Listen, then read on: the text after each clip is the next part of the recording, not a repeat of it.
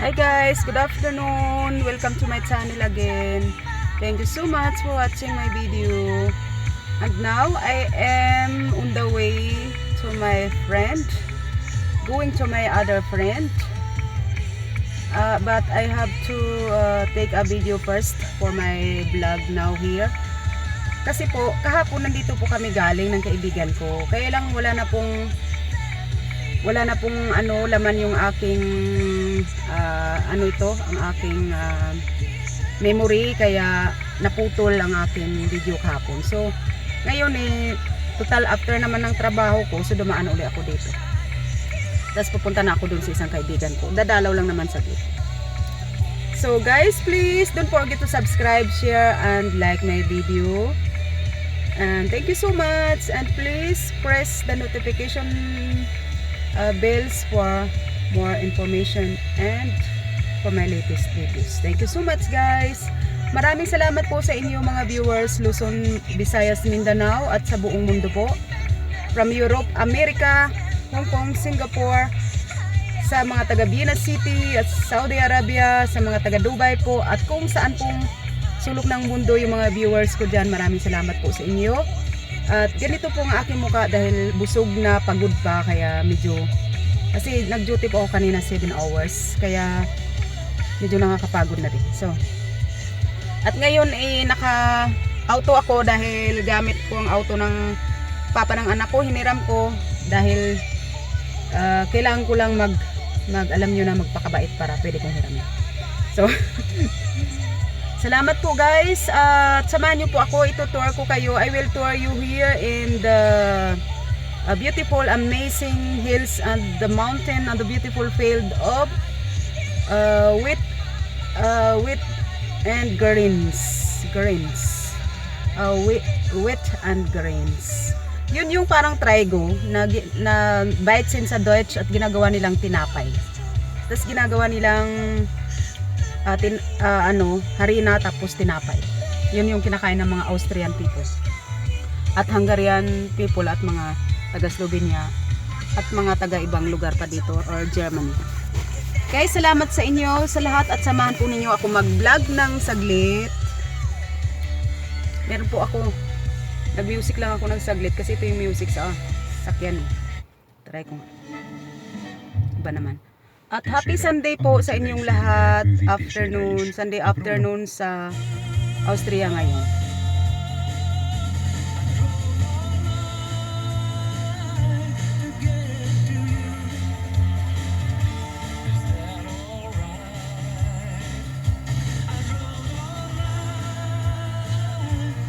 Thank you guys sa inyong panonood. Bababa na po tayo.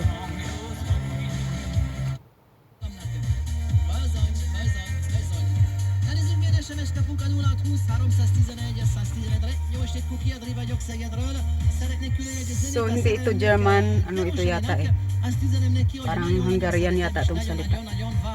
So ito po guys, papakita ko po sa inyo yung napakagandang view ng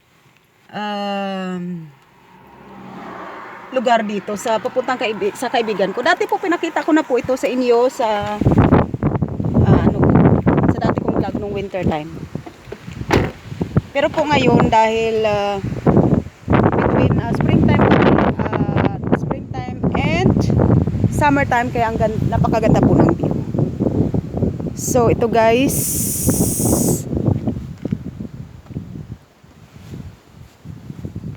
so ayan po ang napakagandang kalsada. So at hindi ako tatayo ng matagal dyan dahil sigurado may darating na mga sasakyan. So ayan po ang napakagandang view ng lugar na ito. At ngayon po ay mahangin uli.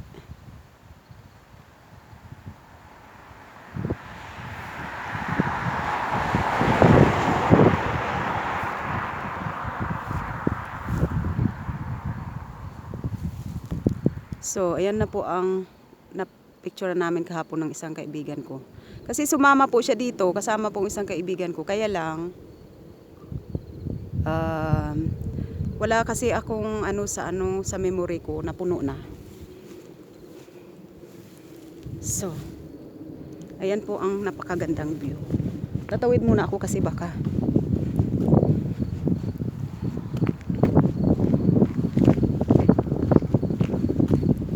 So ayan po guys ang napakagandang view ng lugar dito. Yan. So nice. Yan po yung bandang doon sa sa dulong-dulo na yan, yung tower na yan ang nakikita ninyo. Diyan po ang restaurant mismo ng pinagtatrabahuan ng aking panganay. Diyan po siya nagtatrabaho. Mula dito nasa 8. Mula dito nasa 4 kilometers or 5 din. Ayan po ang napakagandang view. At ngayon po naman ay actual temperature is nasa 13 grad lang po dahil po maulan kanina, umulan kaninang maghapon. Bale, tumigil lang po ang ulan is nung nasa alas 4 na kami ng hapon. Doon na lang po uminit. So ayan. Kaya ngayon ay uminit bigla ng hapon. Ano na ngayon is 5:30 na ng hapon pero biglang uminit, biglang gumanda ang panahon. So, ayan po ang napakagandang view ng lugar dito sa St. Veit Berndorf, Lower Austria. So, dyan sa kabilang yan, pag bumaba ka dyan hanggang marami pong mga bahay dyan na magaganda. Kaya lang natatabunan lang siya ng magagandang bundok. So the beautiful Weitzenfeld and the hills and the mountain. So highway po kasi dito kaya maraming dumadaan na sasakyan.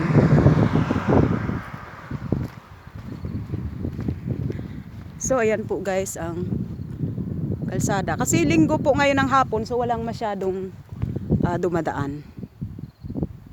So napakaganda po ng view. Malamig lang talaga ngayon eh.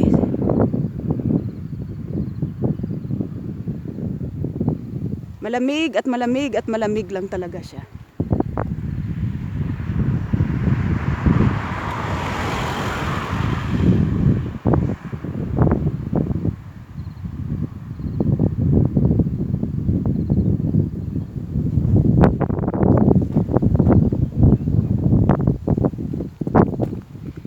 So,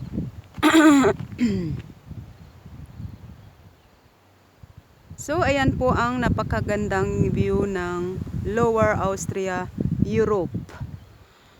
So, kaya po pag balak ninyong magbakasyon po dito in the future, pumunta po kayo sa Baden, Lower Austria.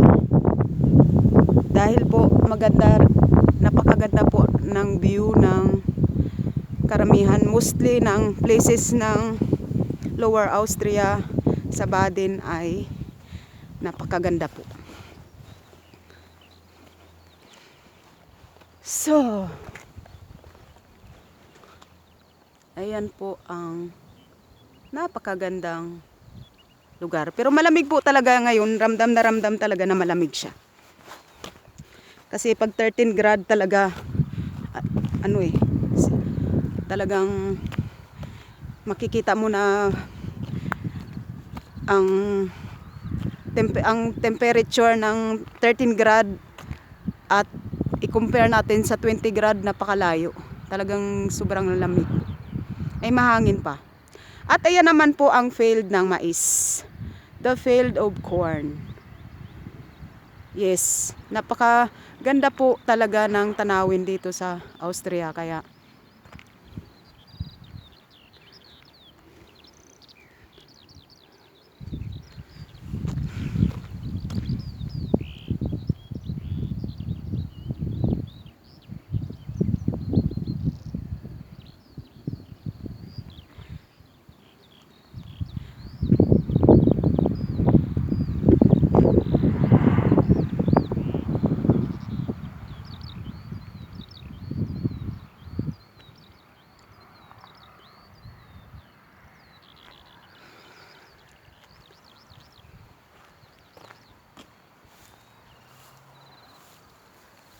Super ganda po ng view na yan, lucky viewers.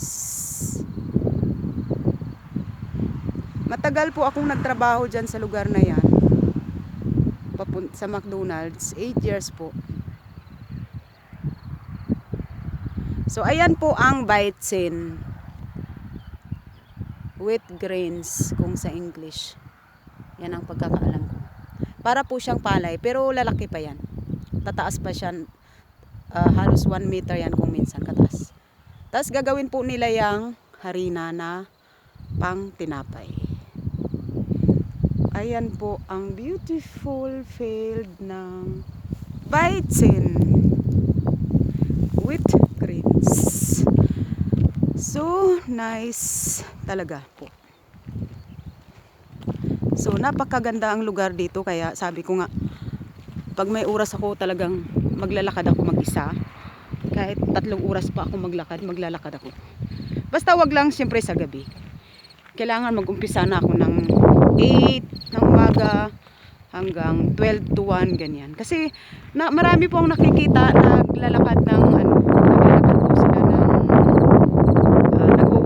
sila ng nagha-hiking. Tapos karamihan po sa kanila merong dalang tungkod.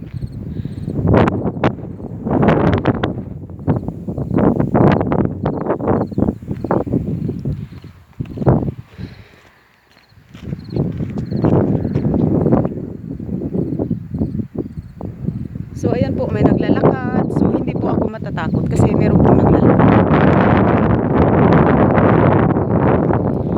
So, ang ganda-ganda po talaga ng view. So ayan naman po ang field ng sunflower. Sunflower po yan. Ayan. Ang ganda. Wala pala akong sunflower na tanim. Meron akong tanim, siguro hindi lang tumubo kasi meron,